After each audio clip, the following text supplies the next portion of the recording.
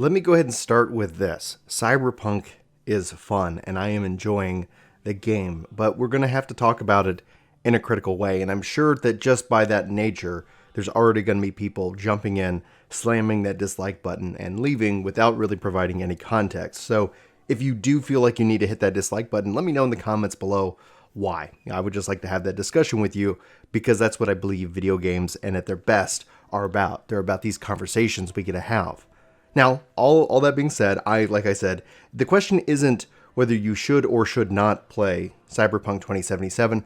The question is, when should you play Cyberpunk 2077? And I'm going to say I have no regrets picking up the game right now. But that's not to say that I haven't had and experienced a few game-breaking bugs, a few setbacks. To put some context into it, I just want to say, first and foremost, you're going to be seeing pretty much me driving around the city for this video.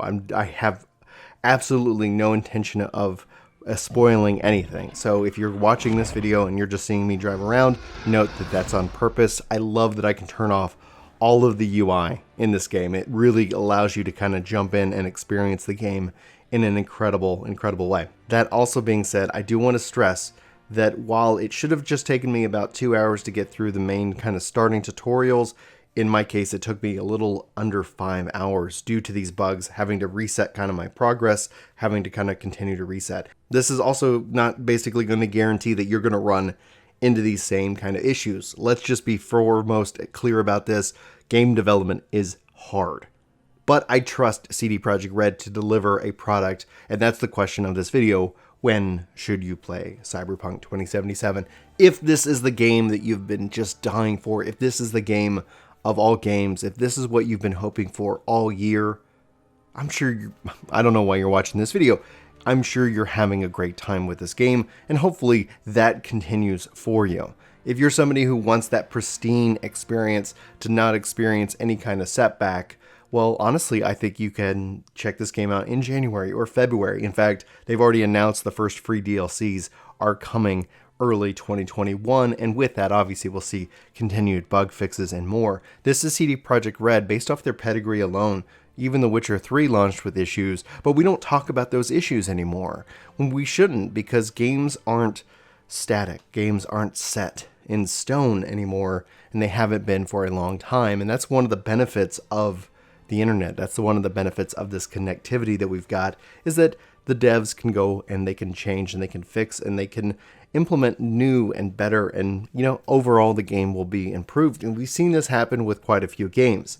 Now the question that I can see, critics of the game, people who are ultimately frustrated with the game, leveraging, I guess is probably the best term in this case, I can see them saying, well, it should have been ready on day one. And I think that it's a valid, the feeling is valid, but we should also recognize where we all are in 2020.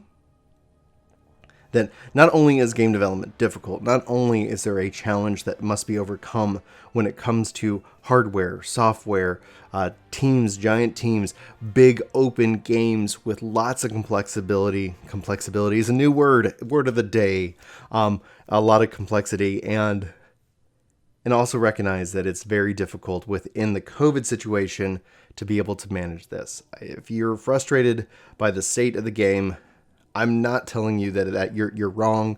I'm just telling you that it might be a best to jump on if you've never played The Witcher 3. If you're there's a lot of really great games out there right now, and I'm sure they're in your backlog and you maybe never got around to them. Don't spend your day getting mad at this game, because there is so much to absolutely love and adore about it. And yet at the same time, whenever I get kicked out of a game, I know I'm not shouting for joy. I know I'm not going, yoo-hoo, yay, I'm glad I experienced that. So all in all, my experience has been incredibly positive, but I think it's important for us to all have this kind of conversation. I think it's important for me to tell you that it's not a pristine experience. I think it's important to continue to iterate the day one patches, and anybody preaching that a day one patch is the Jesus patch, is the fix all things, all that's going to solve your problems. There's the miracle patch. That is just, I think that is fervency and faith that people have in games, and we want to believe it.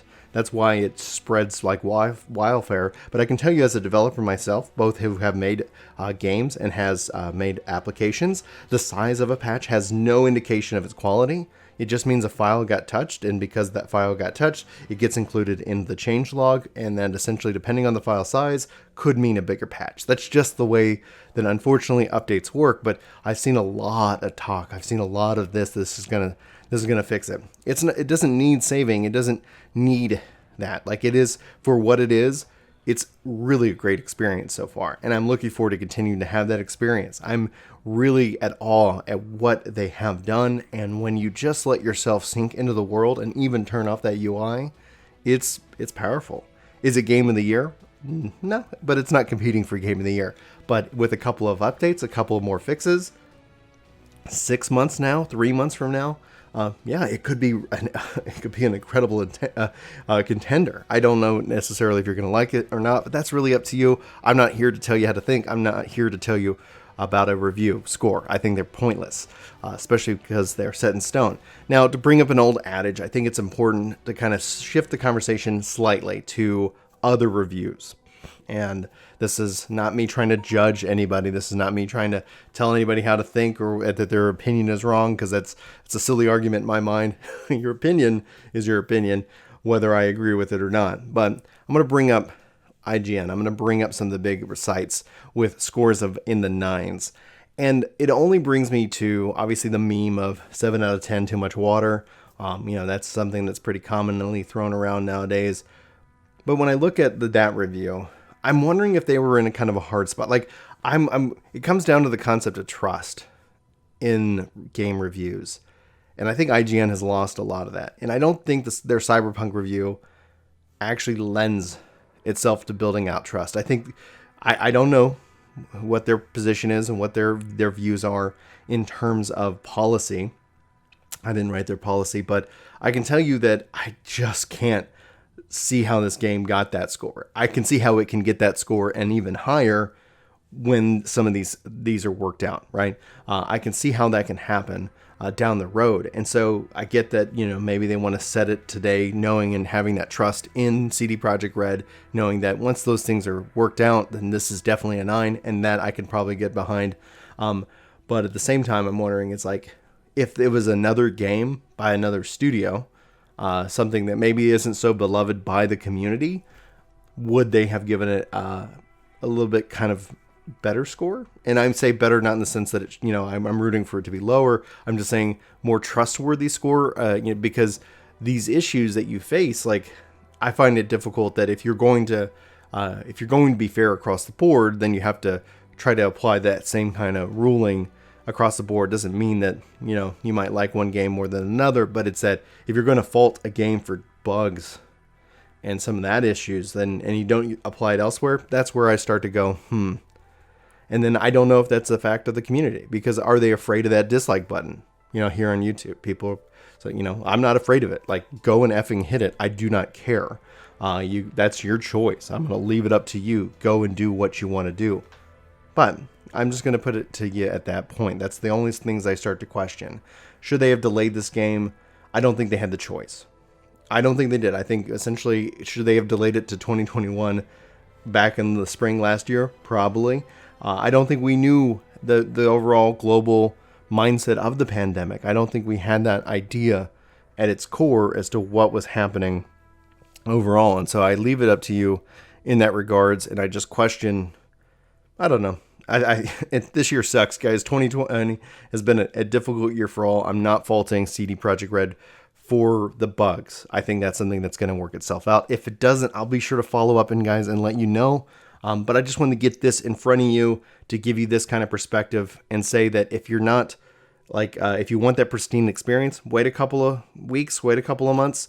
I think that's probably where we're going to see this come together and kind of have that fleshed out. If you're looking forward to the game without abandon, jump in, play. The bugs aren't going to annoy you that much because you've waited this year long enough. You've suffered through this year long enough, and it doesn't matter what some guy on the internet thinks. Just go have fun and don't let anybody ruin it. Those are my thoughts.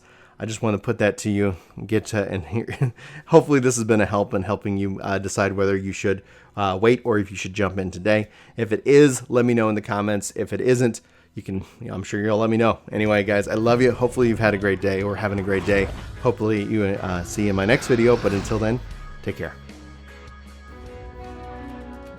This video is sponsored by me, Ginger Prime. Hopefully you'll check out my podcast channel, Ginger Gaming Radio, which we have lots of guests, lots of great conversations, and even more highlights.